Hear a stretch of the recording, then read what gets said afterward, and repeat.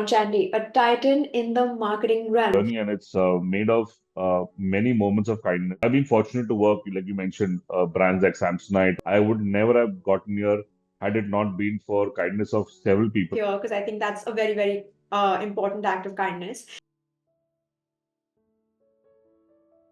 Step into the world of creating kinder content podcast with me, Mallika Bajaj, today, where we're diving deep with Shawn Chandy, a titan in the marketing realms. His expertise in creating narratives are not only engaging but have also been game changers for multinationals such as Samsonite, Raymond, and most recently in his role as Chief Marketing Officer for Paragon Footwear. Shawn brings a wealth of expertise in brand building and creative content as a marketing maestro with over 2 decades of expertise. And it's an absolute honor to sit across him today to be able to put forth why it is critical to have kindness, especially in marketing, creating content, writing narratives, building brands, selling products, especially in the digital day and age where everything that goes up once stays forever. And therefore, the conscious requirement for creating kinder content. Shawn, it is an absolute honor to have you. And without any further ado, your first task on the Creating Kinder Content podcast is to market yourself in 3 words that firstly you think best describe you to begin with. Thank you, Malika. Thank you for having me on this show. It's a pleasure to be on this show. Uh, I'm doing something like this for the first time, and you've been very generous with the introduction. 3 words, I was just thinking about 3 words which come to my mind. This is feedback from my friends and family. One would be trustworthy, mm, jovial, and organized. So these are the 3 words that kind of best describe me, I guess. Lovely. I think towards the end of the podcast, we'll see how jovial and organized go together. Because I'm sure we'll have to. Organized comes from my wife mostly. She goes crazy with my level of organization. So you've almost partly answered my next question, but I'm still going to ask it because I think it helps us build about then the Shawn that we're talking to. Are these the words that you said are, of course, from your friends and families, but also are these words that you've picked up about yourself as you have grown in life and in the process of life, or are you just relying on what you've heard? Uh, yeah, this is partly a little bit of both, actually. Uh, Trustworthy comes from the fact that I believe I am trustworthy. I believe I put a lot of emphasis on trust in relationships, which is whether personal or professional relationships.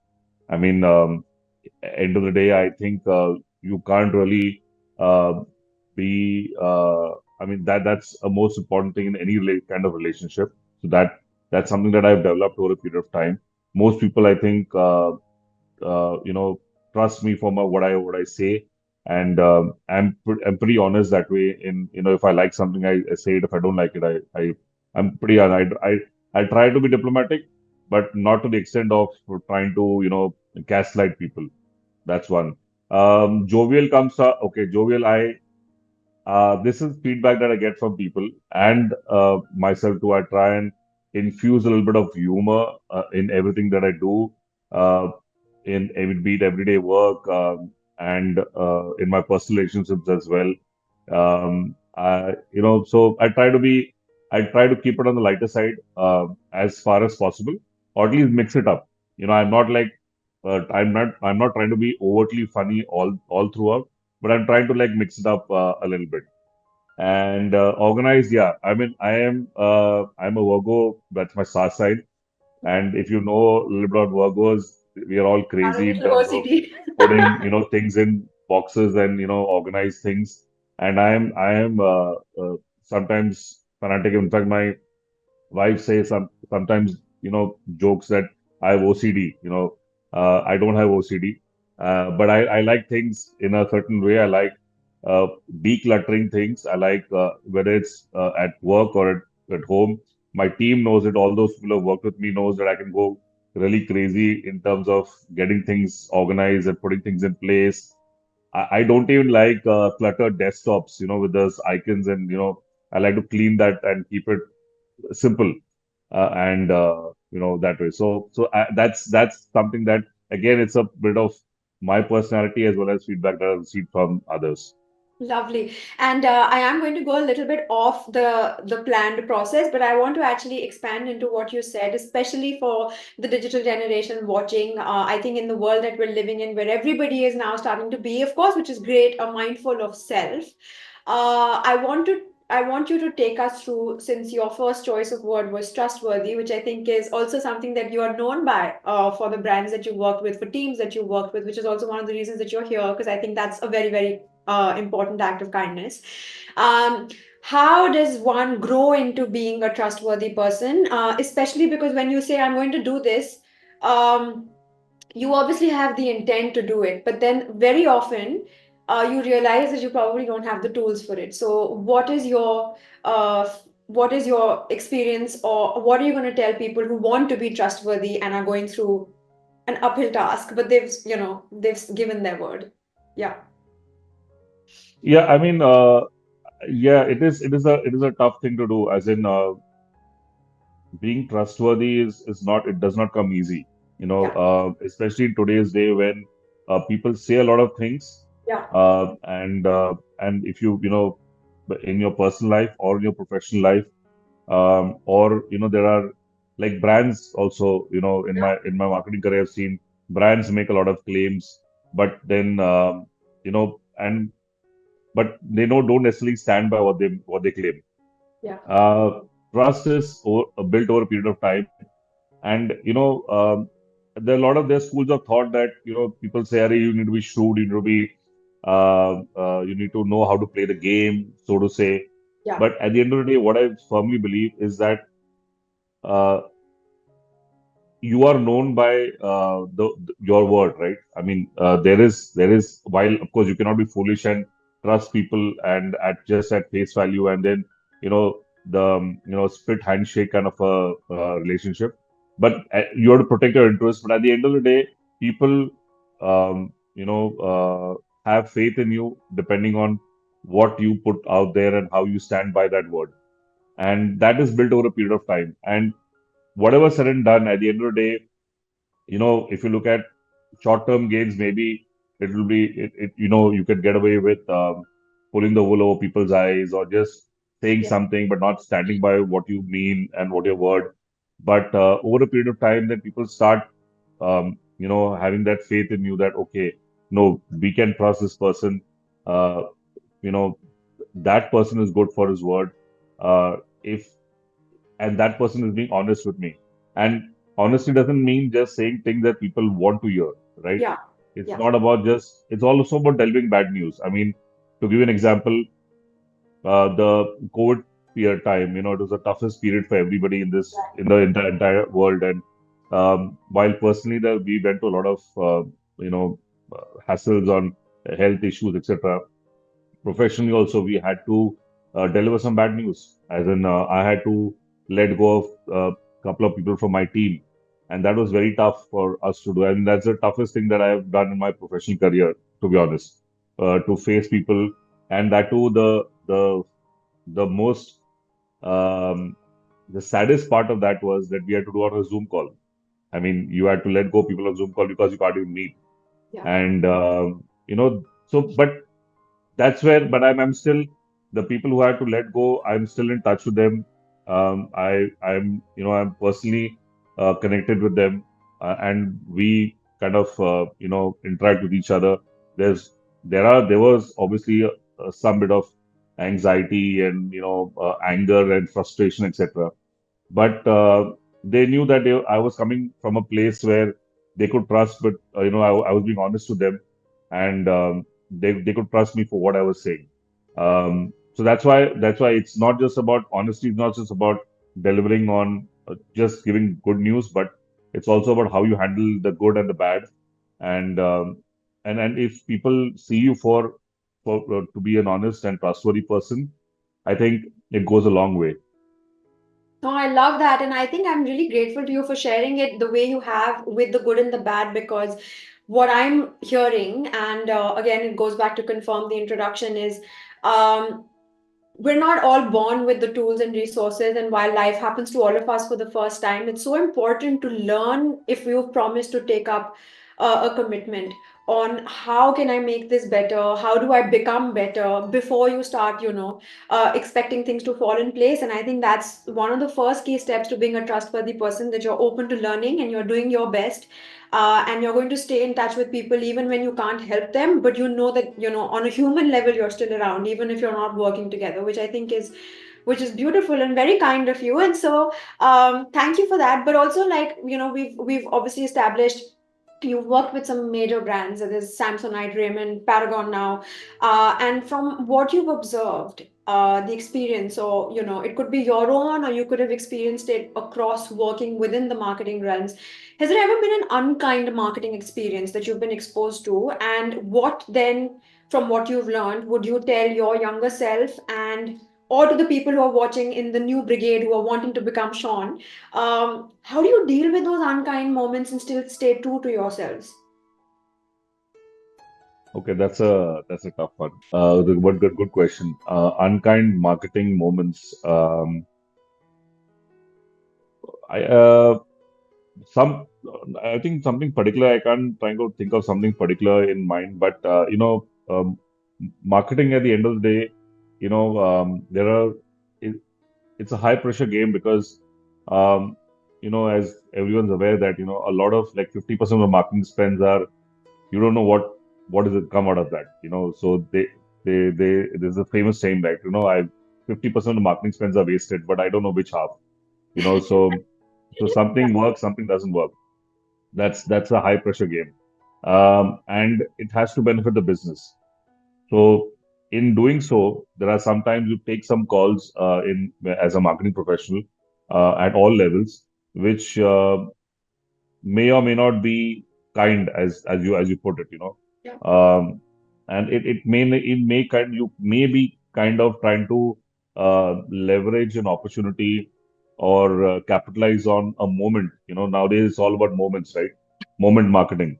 So sometimes you try and capitalize on a moment or leverage an opportunity which is not really, hard about, you may not want to do it, but you are forced to because at the end of the day you need to deliver numbers to the business. I mean, after all, I mean, we are not exactly. I have not worked at least in a in an NGO or which is more CSR oriented. It's all driven by numbers. So the only way I think to deal with unkind situations or unkind opportunities is the way I would look at it is try and be as honest to your consumers as you can. Try and be as truthful and honest to your to the people who trust and have faith in that brand, who have been with the brand for whatever period of time, or who are newly inducted into the brand. Yeah. But and that I've been fortunate to work, like you mentioned, brands like Samsonite, Raymond, now Paragon, all these three brands, and prior to Samsonite, I was with Aditya Birla Retail for a year or so. So all these brands have consumer brands have had a lot of equity in have a lot of equity in with consumers. Consumers trust them for their product, for their reliability, and there's a certain emotional value that each of these brands carry with them. So nobody buys a Raymond fabric just because it's a fabric. There's a connection with Raymond as a brand. It's over almost a 95-year plus brand. Samsonite in the same way, and of course Paragon, which is almost India's completing footwear. 50 years now. Yeah. So there is an emotional connect, Yeah. okay, and you have to be truthful to that, to the values of the brand, because people expect you to act in a certain way. There's a reason why people would prefer a Paragon over any other brand or a Raymond over any other brand, so on and so forth, because it's not just about the product, and the not just the product, but the quality or whatever. They expect the values of the brand to be in a certain way, aligned with their values, and that's how they prefer your brand over the others. So. Yeah, so that's what I would say is that you need to always think about how this whatever step you take, whatever decision you take, is in the interest of the brand, but also in the interest of the consumers your customers who choose your brand over any other brand? Lovely. I think you've answered it really well. And I think then also brings me into opening another box of a Pandora's box, because I want to also then, because you have this experience, tell me what are we telling brands? Because I think we've both been in this industry where we've learned so much. And now we have this whole brigade of everybody is selling something, right? Especially with the digital platform. I've often seen this. I don't know if you have. Brands end up picking up people on the go because some people, well, it works for them, are very willing to just say whatever the brand wants said, because there is short-term gains. As a marketing maestro, what are you then telling brands? Because what is the impact of having someone that will say anything at any point? What could possibly go wrong for brands who are not willing to invest in experience but are willing to invest a lesser amount for someone who'll say anything? What could go wrong for a brand? A whole lot of things. I think there are enough Just and tell more us. examples. Say it all. Enough and more examples. The okay, when it comes to, for example, a brand ambassador, I mean, when I, earlier in my career, the whole concept of, we should people brands should take brand ambassadors very seriously, right? And even today, I think I'm sure, I'm confident that not just the brand which I work for, but any brand in the world today takes brand choosing a brand ambassador very seriously. The Yeah, yeah. brand ambassador's values has to align with the values of the brand, etc., etc. And there are certain personalities that they look at, not just anybody who's become famous overnight. However, the problem is today with influencers, and there are so many influencers, and I myself have this issue where, when we start looking at influencers, the content that they're putting out, and Yeah, some of them have such huge following, not all of them would, that their voice, what I'm saying, the voice does not resonate with my brand's voice, and there's no fit, but and getting that fit is very important. So I get there are a lot of suggestions that, why don't we do these, partner with these influencers? Why don't we do this or that? And the what I use as a yardstick is what kind of content are they putting out? What yeah, is their voice like? Because you know we are living in a world where people want attention, people crave for attention, and people are doing anything to yeah, get attention. They will go to any lengths, right? I mean, so influencers, I mean, the job of an influencer is to get traction, engagement with his or her followers. And these days, you know, some people are just looking to create a controversy. yeah, Sometimes controversies happen because it's unintentional. But these days, you are looking for a controversy so that that controversy can get you, headlines, trending, right? It's all about trending topics, yeah. trending people, trending on social media. So, what we do as, what I've been trying to do as for the last few years is, especially when digital marketing has really taken off in a big way. Um, Influencers are unavoidable. I mean, there's no way you can be on social media and not engage with influencers. And some of them are really good. As in, we Some of have them found out some really great came up. influencers. We'll put it there. Yeah. Some of them are good. Sorry. We'll put a Hey, disclaimer. there are. I mean, there are some great influencers who are doing some great stuff, who are Yeah. doing some really genuinely good content, and some of them are just riding the wave, Yeah. and to be famous. So we try and make sure that the again, like I said, the influencer's voice and our voice, their values and their ethos connects with us, and it makes sense that when see again, I'm going back to my earlier point that whatever you put out there in terms of communication, be it offline communication, digital influencers, brand ambassadors, whatever, they are all communicating about your brand's values. And if those values don't connect with your customer and your consumer's values, then this is not going to work. And maybe in the short term, you might make some get Few views. some gains, Yeah. but long term, it's disastrous for the brand.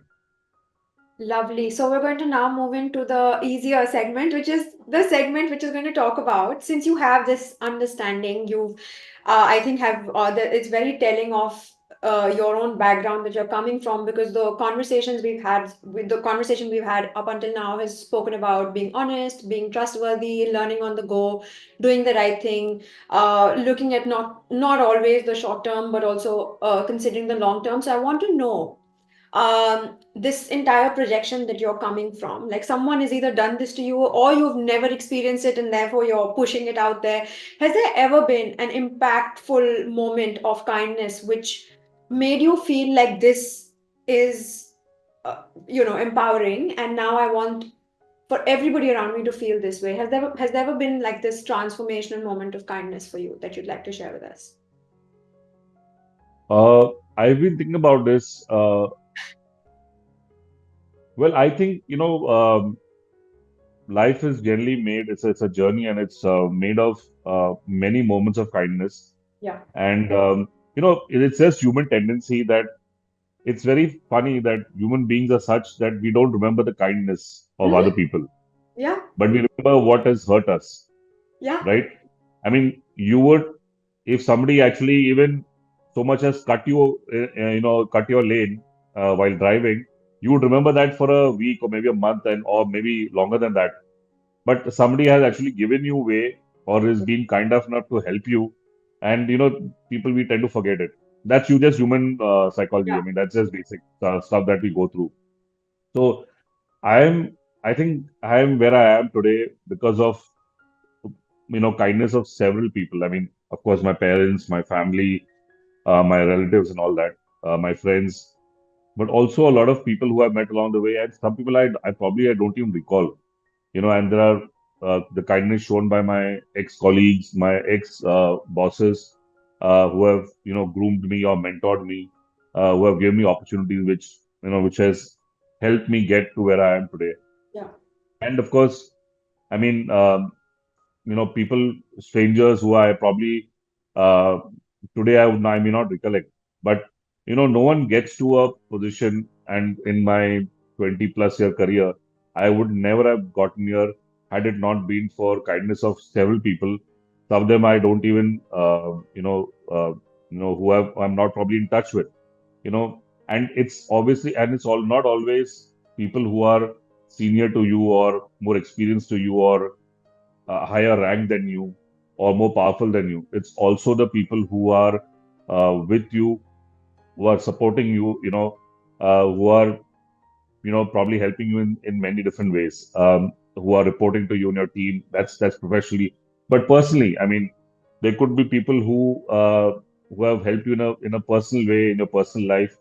But in terms of your in social status might be lower to you, but then they have helped Yeah. you with their kindness, and that's where so it's always a collective effort, and that's the way I see it. So those smaller moments, what I'm trying to say is that those smaller moments lead up to a much larger, and at the end of your life, when you look back and you start seeing, oh, these things happened, because this person was kind enough to do this to me, and that's where I am today.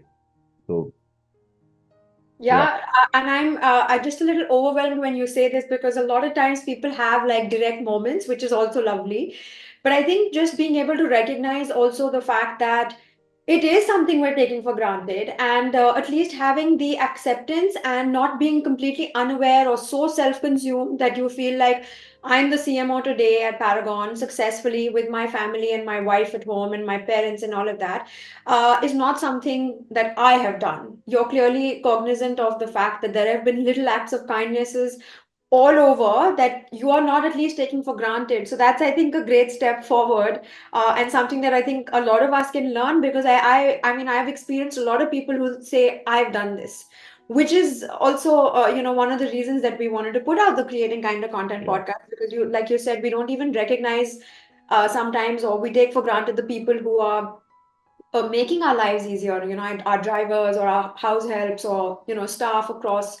They make our lives so much easier. Like without them, you'll realize, especially yeah, during you COVID, wouldn't I be. think I all mean, of us, we just, you take it for yeah, granted, but where your house help makes her kindness, although she's doing a job, but there are certain things that she or might do, but which make her life easier. yeah, Obviously, the most impactful kindness comes from your parents because they are the ones who, have, done so, and for them it's like an endless, to him today, I'm living in Bangalore, I'm 45 years old, but I depend so much on my parents and their kindness over the years, of course. And, any small thing I have to still, I still call my mom or dad and, take their advice. And, then they're still looking at ways to make my life easier by helping me out in so many different ways. So, All the time. yeah, that never goes away, right? No, I didn't even say talk about your parents because I don't think they fall in the category of kindness. I mean, yeah, they're, Yeah, but you know what? The thing is that some people, you feel, array, their parents, hai, unka kaam hi hai, it's their job to take care of you regardless, because they are parents. And similarly, kids, being, supporting their parents. But end of the day, there's a duty, there's a responsibility as members of a family, but there's also, kindness which comes in play there towards each other, and we take it for granted, but it's very important in my view. and I'm going to now then, obviously, building from the expertise that you've shared, I want to sort of talk about what then are the acts of kindness, given that you're a son, you're a husband, you're of course a great friend, great leader, you're doing everything you're doing at the marketing realms. What are the things from this life experience that you have realized are things that we've begun to take for granted and that should definitely come back? Can you give us like maybe two or one or two ideas that you would wish would come back in our everyday lives that we've started to take for granted? uh, I mean, I It could was be thinking about small acts. Yeah. yeah, yeah, I'm thinking about your the topic here today, and what came to mind is, while everybody talks of kindness towards family members and friends and your colleagues, etc.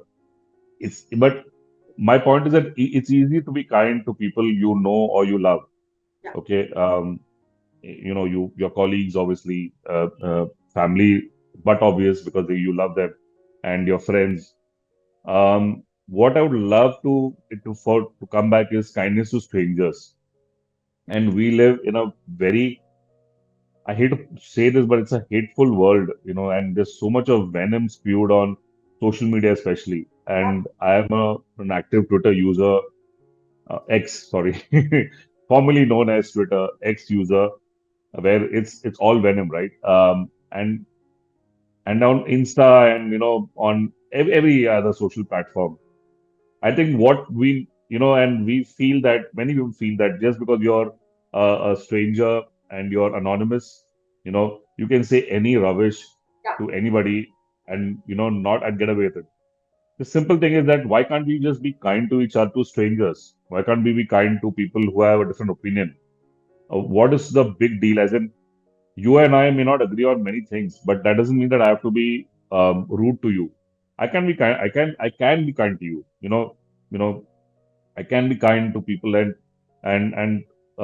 accept things people for who they are. You know, you wouldn't say things. I wouldn't say things to your face. Like if you're on a call like this or thing, I couldn't say things to your face. But behind your back, if I start posting things about you, that's just wrong. That's just wrong. So I think what basic. Sometimes we I feel that in this world we've lost basic decency sometimes. So, Yeah. and that is what is very troubling. And this was not there, like prior to social media. People were much kinder to each other. People were like, "ठीक है, at least I'll be polite. I'll be kind to my neighbors. I'll be, uh, kindness in terms of being sensitive to other people. Yeah. You know, like if something is hurting your neighbor, like your maybe a noise or some disturbance, you be kind and say, "No, no, yaar, there are old people there. There's sick people there. Let me not do this." Today, it's just gone out of the window. So I wish that would come back. People would be kinder. People would be more sensitive and caring about each other. And strangers, it's easy to be kind, like I said, to your friends, family, and your loved ones, but it's very difficult to be kind to strangers. Absolutely. I love that. And I'd also like to then add to this from my own experience that if someone is actually being abusive and vulgar on Twitter or any other platform, well, X, Twitter, and now X, like you rightly pointed out, I think it's also okay to either report those people so that they don't continue that behavior for everyone else, whatever they're coming from, whatever their reasons of projection are, or block them for yourself, because I also think that there is a borderline, a very thin borderline of also receiving that kind of hate because it's disrespectful to your own self and it's definitely not kind to your own self, which is why we're consciously creating kind of content on people talking about, you know, the good things about life and not taking kindness coming your way for granted with that answer that you have very nicely given. Thank you for sharing that. And before we move into the kindness quick starts, which is going to be a funner, quicker section, my last question to you then, therefore, is before we move into that,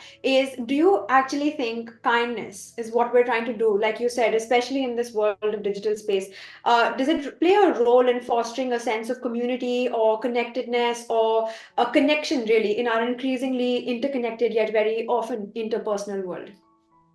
Yeah, absolutely. I mean, there is no doubt about that.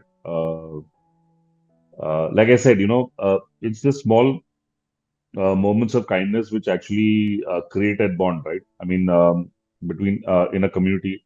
And another thing that, we've unfortunately we're becoming very divided as a society, Yeah, and we feel that, oh, it's our job to be kind to people of my community. yeah, Okay, could be some kind of race or religion or whatever, ethnicity. But I think what has built this country to where it is today is the kindness that people have shown to people of other communities. And no, I'm not trying to be political here, but it's a fact that, the only way with a country as diverse as ours that we can thrive and survive, thrive, and progress is if we are kind to each other across communities. And I was seeing this brilliant video which was on X, made in the 90s with from people from Amitabh Bachchan to Sachin Tendulkar to everybody, talking about now how to we need to be kinder to each other, more considerate to each other as a society, so that India as a country can progress and grow. And that's very important. And that's one of the things that we need to, I think, bring back. We are not, I am okay, by origin, I am South Indian. I'm a Malayali, lived in Mumbai. I am Catholic. But my larger community is the world and the country where I live in, the city. And, I need to be kinder to the environment. yeah. I mean, that's something that we have actually just forgotten about. And I think that is something that really, like your previous question you asked, that needs to come back. I mean, we need to be really kinder to the environment and be sensitive about, what am I doing every day, and it's, environmental issues are something which we talk about on social media very proudly that, oh, sustainability, environment, and green and everything. But when it comes to everyday life, we kind of just sometimes ignore it and say that it's convenience, sorry, forget it, So that's another kind of kindness, and that will help us become a much more united community. Absolutely. No, I love that. And I'm really enjoying the fact that as a marketing expert, you're bringing all these experiences in because, like you have said, I personally don't think, well, I think it's also factually correct to state that we're the largest civilization in living memory, if not for the partition. So, India is not a country, India is a civilization. We have all of us outside India, and then those many in India, and we're one of the largest growing populations. And so to be able to have been able to build this, I would imagine that there are many, many more kind people than the unkind ones. Yes, we're constantly, like you said, human mind is trained in a way to look at the negatives and focus on, the bad news that we're surrounded by, especially with digital media, where everyone's just amplifying the worst things in society. Um, and so I think online it also makes us look like we're very unhappy, but on ground, like you said, with your own background, I was born in Bombay. I'm very confused of, where my grandparents have come from the other side, from Pakistan. And so now I'm in India and I have many, many more Muslim friends than I actually have Hindu or Christian friends. I'm Hindu, Muna Punjabi. It's just a whole, we're a whole mix, and I don't think people recognize as India that we're not any other country, right? So, like you said, we've only thrived on kindness, and that there are more people that exist, and so hopefully we'll be able to spotlight and recognize who those people are. And I'm really glad to have a face to it in you today on my podcast. And now we're going to jump into our kindness quick start segment. You're not going to get a lot of time to think about this. Okay. We This is do like not have Karan Johar's, what's that, rapid no. fire. I would have called it a rapid Okay. fire. Well, for the lack of a better word, yes. Shout Yeah. out to Karan Johar for bringing that to life. But it's a kindness quick start because I'm very, I think the format that Karan Johar does, as much as we all love it and we consume it, I think it gets into far too many not very kind messages. Yeah, that's to excite people and Yeah, create some I'm just like, controversy. what are you making money on? But to each their own. We're going to Yeah. get into. Are you ready for this? There are no hampers since you have mentioned him. Oh, But that's a tragedy. no, no, no. I'll make it better since you're, a Yeah. Karan Johar fan. If No, you no, do no. I'm not a big fan of the show. I just, if you that's like pop it's culture, like a right? rapid fire. So, Yeah. yeah, But yeah. if you do well, I'm going to call up the CMO at Paragon and you're going to get a pair of footwear for, for yourself. Yeah. Let's move on now. Are you ready for this, Sean? Yes, yes. All right. Absolutely. If kindness had a color, what color would it be and why? I think it would be blue. I mean, blue is also my favorite color, but that blue is, I mean, it's all over, all around us, right? I mean, typically when you see blue skies, you just think of something very positive, as opposed to gray skies or dark skies. So it fills you a lot of with a lot of optimism. So blue, I Lovely. would say. Yep. If kindness were a sound, what sound would it make and why? It would be the sound of chirping birds. Um, that's something that you when you wake up and you hear the birds chirping, that's a very beautiful sound, and you would love to wake up to that sound. And yeah, generally, I would assume that birds are very kind creatures. So Yeah. yeah. Yeah, famous. Okay, now if kindness were a piece of food or a type of food, what kind of food would it be? Texture, details, flavors, everything. Wow, I'm a big foodie. Um, What food is the and kindest to you? and all what comes to my mind, but is I'm also a non-vegetarian, as I'm sure you are.